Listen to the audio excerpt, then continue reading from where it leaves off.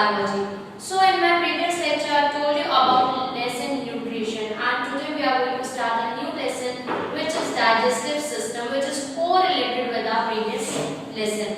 So the passage of food which food travels and gets digested, and that passage where food travels and the process of digestion is occurred, that passage is known as alimentary canal. And the term digestive system is used for the alimentary canal, and alimentary canal along with digestive glands. Digestive glands are also involved in the digestive system. The digestive glands produce the enzymes necessary for the chemical breakdown of food into simpler compounds. So basically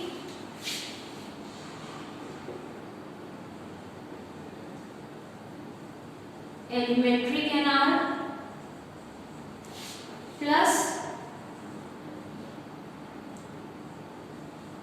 digestive glands, both these things form digestive system of the body. Okay, so now coming to the second topic, which is steps in nutrition. What are the steps involved for the process of nutrition in our body?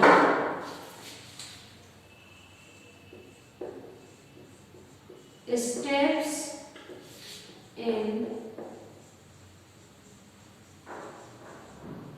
nutrition. So what are the steps involved? The first step which involved in the process of nutrition is ingestion. Ingestion, which means intake of food. Intake of food. For the process of nutrition, the very first thing which we have to do is that we have to intake food, and the process by which food is taken by the organism is known as ingestion, and it is different in different animals. In human, ingestion occurs through mouth, and we use our hand for this purpose. When we use our hand and keep our food in our mouth, that process is known as ingestion of the food, which is the first process in the step in nutrition. The second process is digestion. The second process, digestion. What is digestion? Digestion means simplification of food. Digestion means simplification of food. The food which we eat is simplified into simpler compounds, and that the process by which insoluble complex food substances consisting of large molecules are broken down into soluble and simpler forms having smaller molecules, that which is smaller and it can be absorbed easily by the cell. And digestion is brought with the help of special molecules called enzymes, which help in the breakdown of food. After the process of digestion, there came a third process, which is absorption.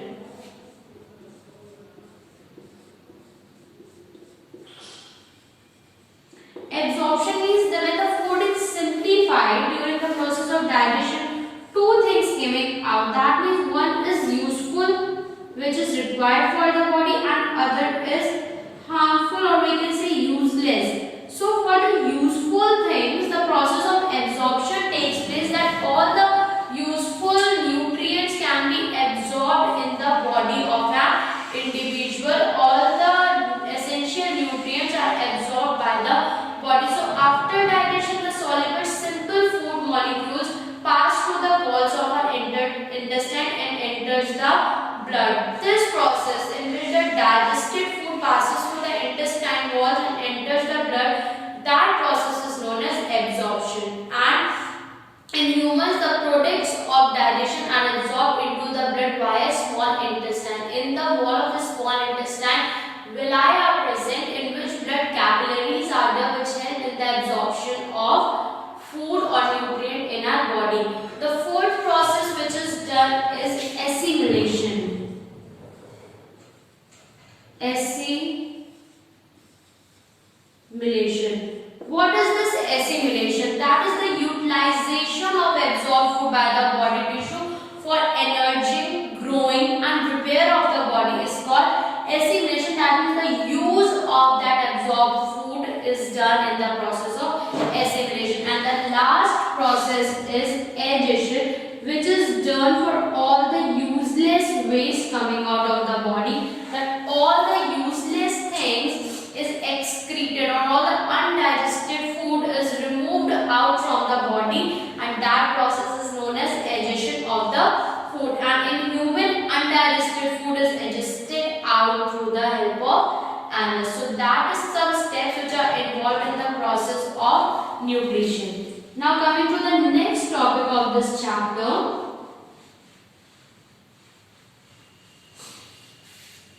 which is teeth.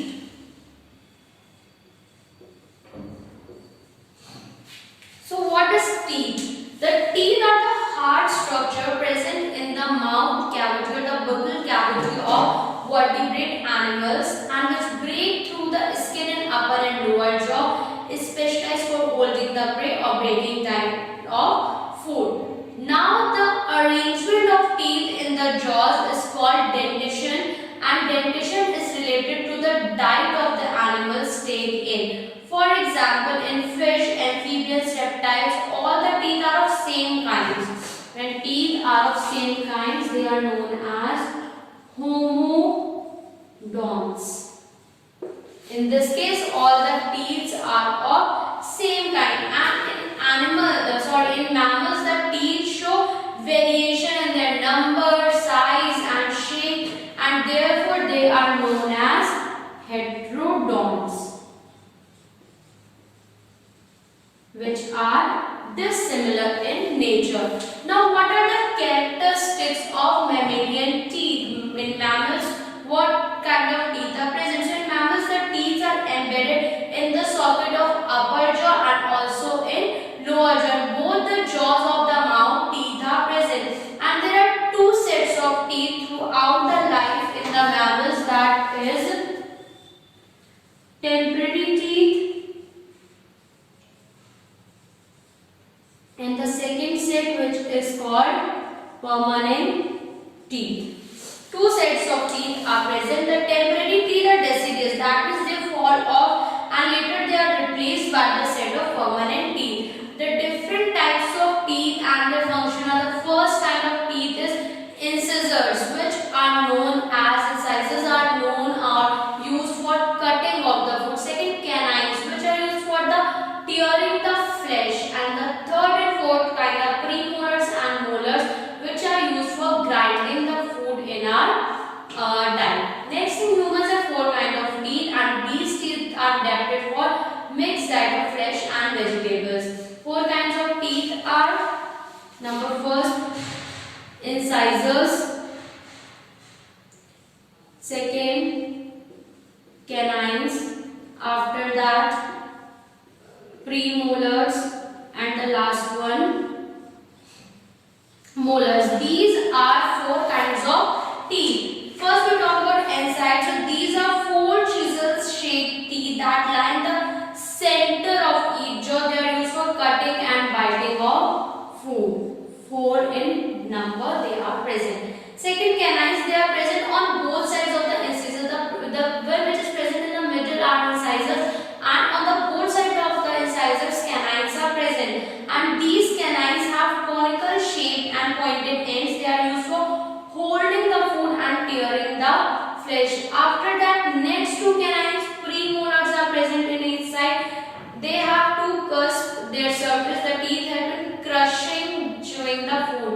After that, molars, which are last three teeth on each side, they have broad surfaces, and the last molar is called wisdom teeth, which grows after the age of 18. And both the first set of teeth which is present in human mouth is known as milk teeth, which are already developing in the jaws but they cannot be seen. Incisors are the first to grow through gums after 6 months. After that, premolars, then molars according to their time. And when these milk teeth or the temporary teeth fall off, the permanent teeth came out, which is the second set of the dental for dentines.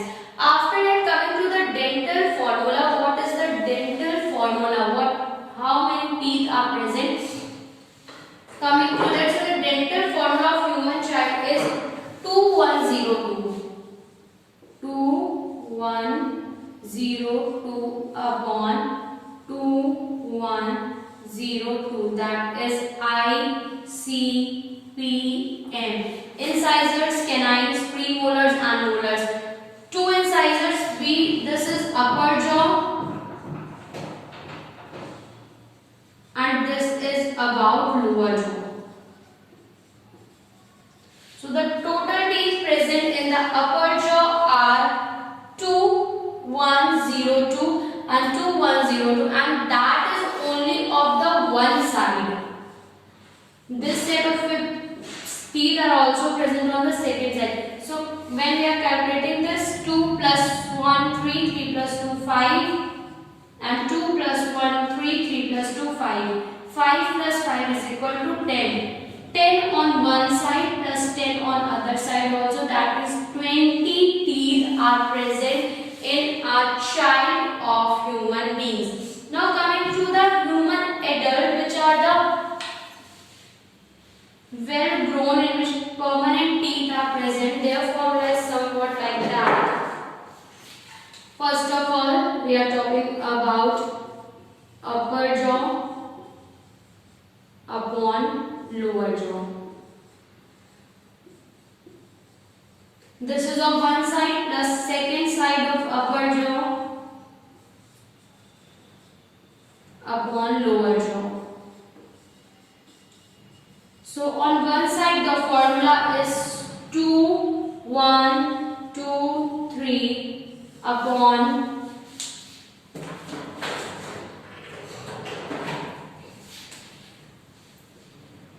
2 1 2 3 upon 2 1 2 3, that is ICPM, plus similar on the other side, that is 2 1 2 3 upon 2 1 2 3, that is of second side, that is also ICPM. Now we have to add all this. 2 plus 1 3, 3 plus 2 5, 5 plus 3 8. 8 on upper, 8 on lower, here also 8 on upper jaw, 8 on lower jaw. Now when we add all this, then we will get total 32 teeth. That means 32 permanent teeth are present in adult human being. But when you have to write the formula, you will just write the dental formula like 2 1 2 3 upon 2 1 2 3. That is the dental formula of human beings. Then you can explain all that ICPM thing and later on. Now coming to the structure of the tooth. The structure of the tooth consists of three parts: crown, which is the part lying above the gum; second, nail, the part in the level of the gum; and the third, root, that is buried under the sockets. And the white part of the tooth is known as enamel, which is the hardest substance present in the body, and it is a non-living substance containing calcium salts and forms an effective hard biting surface. And inner to enamel is the solid tissue known as dentine, and the dentine encloses inside the cavity, which is known as pulp cavity. So that is all about digestive system, different parts involved in nutrition, and about tooth. So students, that's all